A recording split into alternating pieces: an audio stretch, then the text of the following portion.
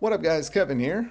Welcome to Kevy's Book Club. We are reviewing books since I cannot beat a game if my life depended on it. But no, yeah, Mistborn, that will be today's review. I'll be reviewing Lacrimosa of Donna, which is based off a video game, but I'll have that review up in a few weeks. I'll start reading that pretty much right after I film this video. But yeah, I've been craving a book to read, and the Mistborn books I've had my eye on for like a decade now. And you got to start off with book one, which is Brandon Sanderson's Mistborn. This will be a spoiler free review. But yeah, did it get me back into reading? It did. At the end of the book, after the book ended today, I wanted to run out, buy the second book, and keep going. But I will say there was two parts in this book I gave up. I quit. I bored quit. I was so bored. So yeah, let's talk about it. What is Mistborn? It's part of the Cosmere universe. There's so many books, but this is the first book of the first trilogy. And I will say it is a complete book. So if you just want to read this and get an ending, again, I'm not going to spoil it. I think you'll be satisfied. You'll get a beginning, middle, and end. I'll just keep it at that. But yeah, it takes place in this land, region, world called the Final Empire, and there are nobility, and they're bad because they do bad stuff to the slaves, which are called the Ska, like murder, torture, and other things. And then you got this thieving group that's going to take out the nobility or overthrow the empire. Oh, yeah, and there's a Lord Ruler who's immortal as hell, powerful as hell. They're going to kill that guy too. But yeah, that's the setup. The world itself, it's like there's like volcanic ash raining down. It's a very drab world. It's like no sun, or it's like red. It's super red because of the volcanic ash and the suits. And after I read this book every night, I needed a shower. Like I take a shower, read the book, and go, ugh, I need to take another shower. Everyone's covered in soot and ash. It's called Ashfall. It's a very drab world, and I think that had, I think that made me want to quit, or made me did quit a couple times, because I didn't like being in the world. But what about the characters themselves? I didn't love the characters throughout most of this book. It just felt very safe, I would say. Just every character didn't really give me too much to work with. Let's start off with Kelsey, who probably gave me the most to root for. And I'm just talking about like the beginning, maybe the beginning half of the book, because towards the end, these characters really did grow on me. But yeah, Kelsier, he is the leader of this thieving group. Bad stuff happened to him to the point where he got superpowers and became a Mistborn. Mistborn are very rare individuals who can use allomancy. They swallow this vial of metal. There's like 10 metals that they can swallow, and they can use different powers. And he's one of them.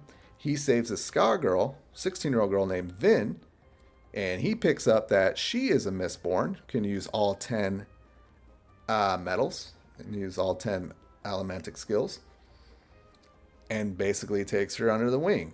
And yeah, so they're both Mistborn. There are many, many other people that can use one metal or one allomantic skill, and they're called Misties. There's a lot more of those, but the Mistborn, they are very, very rare. And then there's like other individuals with different powers. That's very interesting as well. Like Brandon Sanderson went ham, and I'm not talking about the character ham, though that guy goes ham too. But he went ham on just explaining these metals and these powers and how it works, which is very cool, but also very boring as fuck. And I just saw that there's an actual glossary at the end where you can read about all the metals and all the skills and stuff you can do with them. I ain't gonna lie, I kind of wish when he got to the part of, where Kelsey was explaining it to Vin, that he would have just go read the glossary here, because I don't want to bore you. Because I was bored. I ain't gonna lie, I was bored reading about it. It's a very cool system. Especially like how the main powers work is you throw out metal and you can push and pull on them, so you can like push them out as flying projectiles, like bullets, and take out your enemies that way, um, or you can like pull or whatever and fling yourself out in the air and basically fly. Like that's their way of flying. Very cool, but it was, well, not hard to read, but when the setup is like, holy crap, this gang's gonna take out this final empire and take out the Lord Ruler, but then like the next 100, 200, 300 pages is Vin here learning about all these metals and everything. It's a little boring. And I got to say, at the 100-page mark, I was so bored I quit. But I'm like, damn, I spent a lot of money on this book. So I gave it another 50 pages and I quit again. But I was like, damn, I still spent a lot of money on this book. Let me give it one more shot.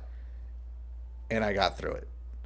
Now, I'm not saying that it was really, really boring. I just felt like my time could have been spent better elsewhere.